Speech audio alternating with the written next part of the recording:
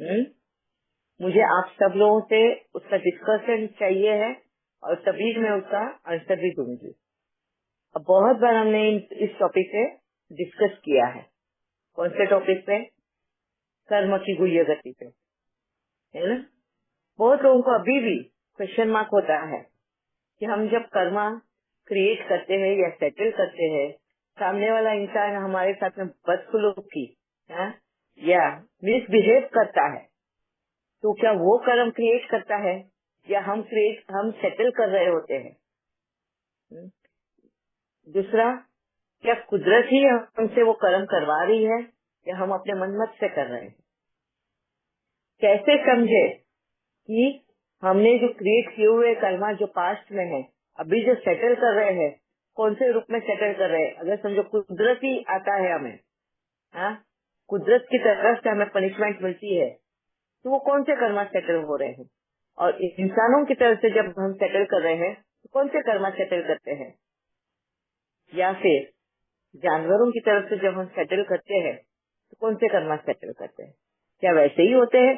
अगर जानवर को सताया है तो जानवरों से सेटल होंगे, इंसान से किया तो इंसान से सेटल होगा, एंड कुदरत से किया तो कुदरत से सेटल होगा।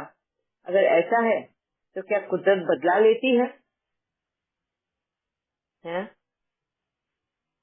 ये दूसरा पॉइंट आता है। क्या कुदरत में बदला लेने की अगर ये है, तो फिर कुदरत कैसे कहती है कि हमने वो विकार जो है हमने आके इधर डाला है? तो ये सारे क्वेश्चंस हैं जिनके आंसर्स आप सब मिलके देंगे, क्योंकि हमने लॉ ऑफ कर्मा का बहुत बार डिस्कस किया है एंड आप सब ने उनको अनुभव भी किया है, उस पर चल भी रहे हो, और उस अनुभव के आधार पर ही आप लोग मुझे इन सब का आंसर्स देंगे। याद आएगा आप लोगों को एक एक आपके अनुभव कि आपने क्या कर्म किया था जो इस टाइम पे आपको उसका फल मिला, तो कौन से रूप में मिला? क्या कुदरत की आपदाएं आई, कुदरत ने आपको कॉर्नर किया, कुदरत ने आपको पनिश किया, या जानवरों ने आपको पनिश किया, या इंसानों ने आपको पनिश किया, या आप निमित्त बने हो किसी को पनिश करने के लिए?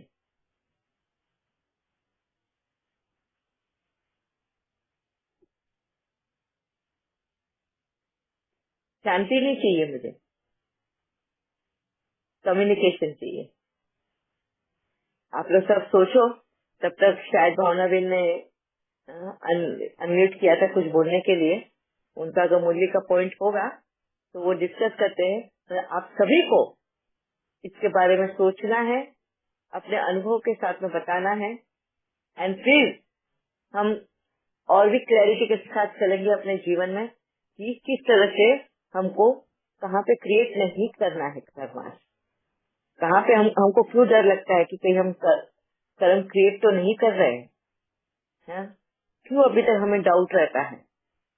इसका मतलब कहीं न कहीं हमारे पास नॉलेज की कमी है। कौन से नॉलेज की कमी?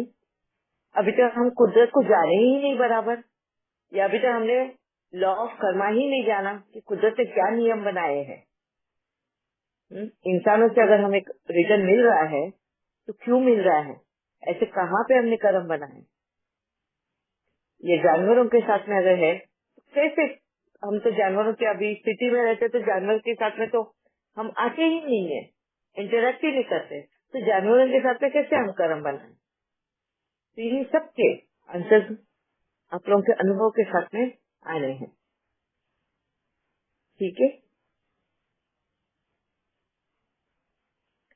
यह भावना है। जी दीदी, ये आपका जो सवाल है उसको एब्जॉर्ब करने की कोशिश कर रहे थे, तो may be wanted comes out will share. या और हाँ, अनम्यूट किया था इसलिए कि जैसे हम उस दिन बात कर रहे थे रिचुअल्स की, कि वो श्राद्ध वगैरह की जो हम करते हैं, तो हम देखें तो आज इवन ब्रह्मा कुमारी में जब कोई शरीर छोड़ते हैं तो पंडित को ही बुलाया जाता है, हद के दुनिया के उसके हिसाब से ही सब कुछ होता है। तो देखा जाए तो हमने कभी भी ये हद के रिचुअल्स को छोड़ा ही नहीं है पूरे कल्प में, है ना। तो ऑफ कोर्स बाद में नहीं पता, जब स्वर्ग या धरती पर तब तो नहीं होता होगा, लेकिन ऐसा लगता है कि अभी अभी जब वो फाउंडेशन बैठ रहा है एक धर्म का, इस टाइम पर भी हमने वो नहीं छोड़ा है। तो आप क्या कहना चाहेंगे इसके बारे में? एक्चुअली जैसे मैंने कहा ना कि अभी जो ब्रह्म कुमारी में जहाँ पे सेंटर्स है, जहाँ पे अभी तक मरजीवा भोग लगाते हैं या जिसने शरीर छोड़ा तो उनके नाम से भोग लगाते हैं, संदेश या संदेश लिए आते हैं, वो सब होता है, अभी भी वहाँ पर होता है। एंड एवरी ईयर उनके नाम से भोग चढ़ाते हैं। अभी जैसे मेरे अगर कोई शरीर छोड़ा है मेरे परिवार में, तो मैं एवरी ईयर जाके जब भी बाबा मिलन होता है तो उस वक्त जाके भोग चढ़ाऊंगी। एवरी ईयर ही होता है इस तरह से।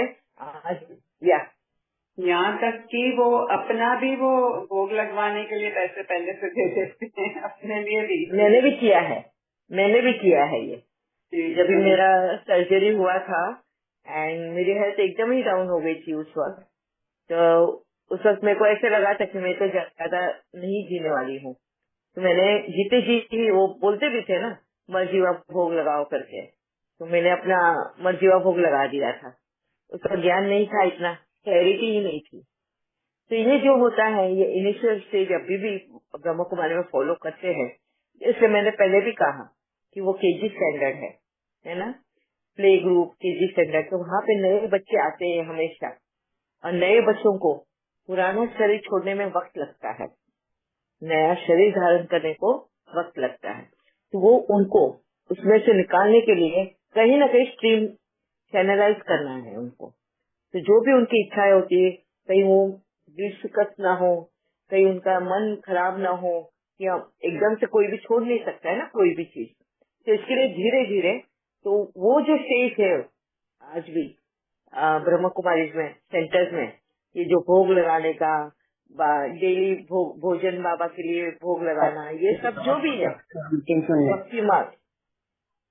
भक्ति मार्ग की तरह, तो वो सब उन बच्चों को आगे बढ़ाने के लिए ही है। पहले तो मुझे लगता था कि क्यों भक्ति चल रही है, तो इनिशियली अगर आपने देखा होगा तो मैं भी उसके खिलाफ ही थी कि इनको अभी तक नॉलेज नहीं आया, इतने सालों से वही चीज करते अभी तक समझ नहीं आई, ये नहीं क्यों बाबा उनको आगे नहीं बढ़ाता। मेरे बहुत सारे क्वेश्चन रहते थे और बाबा के सामने डेली में ये क्वेश्चन रखती थी। फिर आखिर शायद बाबा एक दिन तंग आ गया मेरे से, मेरे इन क्वेश्चन से, फिर मेरे को बिठा के ये सारी बातें समझा है कि एकदम से कोई को भी मोल्ड करे तो वो टूट सकता है या वो भाग सकता है। तो हमको धीरे धीरे मोल्ड करना है किसी को भी। एकदम से अगर उनको बोलेंगे एक झटके में ये सब कुछ छोड़ देना है तो वो होगा नहीं। तो इसके लिए वो ऐसा समझ लो कि वो लोअर केजी है, सीनियर केजी है, स्टेप बाय स्टेप उनसे वो छुड़ाया जाता है। और यही वजह है, मेरे को पहले एडवांस पार्टी का ना बात समझ में नहीं आता था, एडवांस पार्टी मतलब क्या है। जब एडवांस पार्टी की बात जब चली तब बाबा ने कहा जब ये बच्चे प्रोग्रेस करते हुए आगे बढ़ेंगे, इनमें से ज्ञान अर्जन करेंगे, प्रैक्टिकल लाइफ में जीवन जीना शुरू करेंगे, उस वक्त उनको ये धीरे धीरे धीरे धीरे ज्ञान अनफोल्ड होते जाएगा, ये मिस्ट्री अनफोल्ड होती जाएगी। सेम मुरली की पॉइंट जब वो फर्स्ट डे आए थे जिस तरीके से समझा है, धीरे धीरे प्रोग्रेस करने के बाद में जो मुरली का पॉइंट समझेगा उनको काफी फर्क होगा। और ऐसे करके ही वो एडवांस पार्टी की तरफ आएंगे, जहाँ एडवांस पार्टी वाले उनको सही मायने में जो बाबा उनको समझाना चाहता है वो ज्ञान समझाएंगे। तो ये उस वक्त मुझे ये बातें समझ में नहीं आई जब मैंने अपनी वो जर्नी तय करी पूरी, एंड जब मुझे बाबा ने एडवांस पार्टी में मेरे को एडमिशन कराया मेरा, और मुझे तब एडवांस पार्टी के हिसाब से मुझे कहा कि अब तुझे ये नॉलेज सभी को देना है, उनको उसमें से निकालना है, उनको सही रास्ता दिखाना है। क्योंकि अब ये जो होता है ना, ये संगम पीरियड होता है कि उनको क्या करना है, कंफ्यूजन रहता है उनको ज्ञान में एंड भक्ति में। अभी वो भोग भी लगा रहे हैं, मैं उनकी अंतरात्मा उनको अभी बोल रही है भोग तो भक्ति में लगाते हैं, इधर भी क्यों लगाते हैं। बहुत बार वो क्वेश्चन आते हैं उनको, मगर वो पूछे किसको, क्योंकि जब भी वो सेंटर में पूछेंगे तो उनको ऐसा लगता है, बोले ना कि ज्यादा क्यों क्या में नहीं जाना है, जो बोला गया उतना ही करो, क्योंकि उन्होंने भी अपनी गाड़ी को आगे बढ़ाया नहीं है, उनको भी वहां तक ही नॉलेज है। अब वो क्यों नहीं किया, वो तो बाबा के पास तो उनका आंसर, वो टीचर्स अभी तक वहीं पे क्यों बैठी है, ये मेरे पास उसका आंसर नहीं है, क्योंकि उसका आंसर अभी तक बाबा ने मुझे भी नहीं दिया है। ठीक है, उनके 40 साल हो गए, 50 साल हो गए, पर फिर भी आज भी वो वही बात कर रहे हैं। उनकी खुद की प्रोग्रेस तो हो जानी चाहिए थी, भले ही उन्हें बच्चों को वो सिखा रहे हो, पर अपनी खुद की प्रोग्रेस होनी चाहिए। ये कहीं ना कहीं मेरे दिल में मुझे ऐसा महसूस होता है। जब मैंने अपनी जर्नी तय करी, मैं जब नए बच्चे आते हैं ना, उनको वही सलाह देती हूँ, जिस स्टेप से मेरे को बाबा लेकर गया, उन्हीं स्टेप से उनको आगे बढ़ाने के लिए। मगर मैं अपने लिए तो वो नॉलेज अर्जन कर चुकी हूँ और उसके ऊपर ही चल रही हूँ। तो ये डिफरेंस मुझे अपने आप में समझ में आया, डिफरेंस दिखाई दिया। इसके लिए मेरे को बाबा ने एडवांस पार्टी में शामिल किया है। तो ये वहाँ पर आज भी ये रिचुअल्स फॉलो करते हैं। मर्जीवा भोग लगाना, पितृपक्ष मानना, हर त्योहार में देवी देवताओं को ले आना। जबकि ज्ञान मार्ग में अभी मैं आई हूँ, अभी एडवांस पार्टी में जैसे जमा किया है, बाबा ने मुझे एडमिट किया, उस अभी मैं खुले दिल से सारे त्योहार मनाती हूँ। तो ये डर लगता था त्योहार मनाने को कि कहीं मैं भक्ति में तो नहीं हूँ, मुझे कहीं ब्रह्म कुमारी वाले भक्ति में तो नहीं गिनेंगे कि ये त्योहार मना रहे, वो त्योहार मना रहे। तो मन में कहीं ना कहीं वो डर रहता था। वो वहाँ पे मनाते हैं, पर हम पर्सनली अपने घर में मनाना नहीं चाहिए, इस तरह से कहा जाता था, तो वो रहता था। पर आज मैं बहुत खुले दिल से सब त्योहार मनाती हूँ। अभी नवरात्रि भी आई, सब त्योहार मनाती हूँ, नवरात्रि का भी त्योहार मनाती हूँ। पर यहाँ पर भक्ति नहीं है, यहाँ पे अंधविश्वास नहीं है, यहाँ पे देवियों की मैं पूजा नहीं करती, मगर उन देवियों की जो शक्ति, जो महिमा गाई जाती है ना, उन शक्ति की परख मैं अपने अंदर देखती हूँ, है कितने हद तक है, कहाँ तक है, किस लेवल पे मैं उन शक्तियों को धारण कर चुकी हूँ। तो मैं अपना खुद का इंट्रोस्पेक्शन करती हूँ जब भी कोई ये त्योहार कुछ मायने, कुछ अपना इम्पोर्टेंस लेकर आते हैं। दिवाली है, गणपति है, नवरात्रि है, या जो भी आते हैं, उन सभी के वक्त में मैं अपना इंट्रोस्पेक्शन करती हूँ एंड ये देखती हूँ कि इन त्योहारों ने मुझे क्या सिखाया, ये क्यों त्योहार मनाए जा रहे हैं। खुशियों के लिए है, अंधविश्वास के लिए, डर के लिए है, या एनलाइटमेंट के लिए है। ये डिफरेंस ले आती हूँ एंड बहुत खुशी से निर्भय होकर ये त्योहार मनाती हूँ। मैं वो गाने सब मैं लगाती हूँ, भक्ति के भी गाने। मुझे बहुत, पिक्चर के गाने अगर सुन सकते तो क्यों भक्ति के गाने नहीं सुन सकते। उसमें तो स्तुति है ना देवियों की, उसमें स्तुति है ना देवों की, तो क्यों नहीं सुनना है। जैसे शिव तांडव है, शिव का जो है वो क्या उसका ये है, मुझे याद नहीं आ रहा, उसका स्तोत्र बोलते, शिव स्तोत्र ना, मेरे को बहुत अच्छा लगता है वो सुनने को। मैं सवेरे सवेरे बहुत बार लगाती हूँ। शुक्र करता, वो जो गणपति की आती है, वो भी मैं बहुत बार लगाती हूँ। पहले मुझे लगाने से डर लगता था, जब नई नई ज्ञान में आई तो लगाने से डर, क्योंकि बोला कि हम कोई भी देवी देवताओं को नहीं मानना है, बस एक शिव को ही मानना है, वही हमारा आराध्य होना चाहिए। अभी ये सब देवी देवताओं को भूल जाना चाहिए। तो वो आरती लगाने को बिना मन को भले ही अच्छा लगता हो, मगर सुनने को डर लगता था कि कहीं वो वापिस मुझे भक्ति में तो नहीं गिन लेंगे। ये होता है अधूरा नॉलेज की वजह से। अब संपूर्ण नॉलेज आ गया, बाबा ने हर बात समझाई, अब मुझे डर नहीं लगता कुछ भी करने को, क्योंकि मुझे क्लैरिटी के साथ में मैं करती हूँ। अब अंधविश्वास के साथ में या किसी को फॉलो करके नहीं, अपने खुद के अनुभव के बल पे मैं वो चीज को एंजॉय करती हूँ। तो ऐसा ही हमें होना चाहिए, और यही वजह है मैं आप लोगों को बार बार पूछती हूँ, आप क्वेश्चंस करो, मुझे जितना हो सके उतना क्वेश्चंस करो। आप किस दौर से गुजरते हो, आपको डर लगता है तो पूछो, शर्माओ नहीं। मैं खुद कितने बार पूछती हूँ ना, मैं तो बाबा को इतने क्वेश्चंस करती हूँ, इतने क्वेश्चंस करती हूँ, एंड वो भी बेचारा मुझे हर चीज का जवाब देते रहता है। और कभी अनुभव करा कर देता है, कभी दूसरों के अनुभव के आधार पर मुझे चीजें समझाता है, बट देता जरूर है वो सब जवाब। और यही मैं आदत आप लोगों को भी डालना चाहती हूँ। कोई भी चीज अंधों की तरह फॉलो मत करो। क्यों कर रहे हो पहले उसको समझो, क्यों करना है उसको समझो। अगर नहीं समझ में आया तो रुक जाओ, 2 पल अपने आप से कनेक्ट हो, पूछो बाबा को पूछो, अपने आसपास के लोगों को पूछो तो करते क्यों है। एंड जब आप सेटिस्फाइड हो उससे तो ही करो, नहीं तो कोई जरूरत नहीं कुछ फॉलो करने की। क्योंकि अंधों की तरह अगर तुम फॉलो करोगे तो डर पैदा होगा तुम्हारे मन में।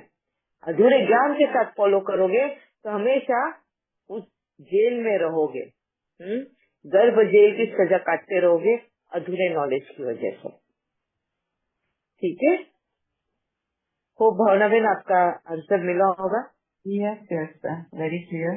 बहुत अच्छा है, और भी सब्जेक्ट आपने टच कर लिए। बस यही लगता था कि जैसे ये वो रोटेट हो रहा है ना, तो ये भी कहीं ना कहीं फिक्स ही हो गया है कि ये होना ही है। बिकॉज हो सकता है ये सेंटर के souls, I am sure they know, they are clear about it कि हम इन चीजों में, रिचुअल्स में नहीं मानते हैं। लेकिन गैदरिंग आएगी, वो अंतिम संस्कार करना है, तो एक फॉर्मल टच देने के लिए शायद they don't mind doing it. और उसी तरह से जैसे आप बोल रहे हो ना कि एक बार वो क्लैरिटी की लाइट आ जाती है तो फिर कुछ भी करने से घबराहट नहीं होती है। हमको पता है, जैसे अभी मेरे ब्रदर के घर में वो गणपति की स्थापना हुई थी, तो यहाँ स्थापना के टाइम पर जब गए, ओ माय गॉड, इतनी रौनक, इतना नाचना गाना, इतनी खुशी, इतनी भावना, इतनी श्रद्धा, सब कुछ मतलब, और इतने लोगों की गैदरिंग, उनके लिए श्रद्धा भाव से सब कुछ पकाना खिलाना, बहुत अच्छा लगा। ऐसे नहीं लगा कि वो कहीं कुछ गलत कर रहे हैं या ये भक्ति मार्ग है, इनको समझ नहीं है। ऑन द कॉन्ट्री, वहाँ से भी बहुत कुछ सीख के आए। तो वो उस तरह से बाबा ने जैसे कि क्लैरिटी दे दी है। और आई एम श्योर जो आप बता रहे हैं ना कि जैसे एज वी एडवांस और प्रोग्रेस इन आर पुरुषार्थ, वो लाइफ तो बाबा फिर देता ही है, क्योंकि हम उस लाइफ को लेने के लिए फिर रेडी हैं। उससे पहले हम खुद तैयार ही नहीं है, तो अगर तैयारी नहीं है तो वो देगा भी कैसे, उतना ही देगा जितना हम ले पाएंगे। तो वेरी नाइसली एक्सप्लेन दीदी, thank you. Very nice, thank you Bhavna बहन फॉर आस्किंग दिस क्वेश्चन, क्योंकि बहुत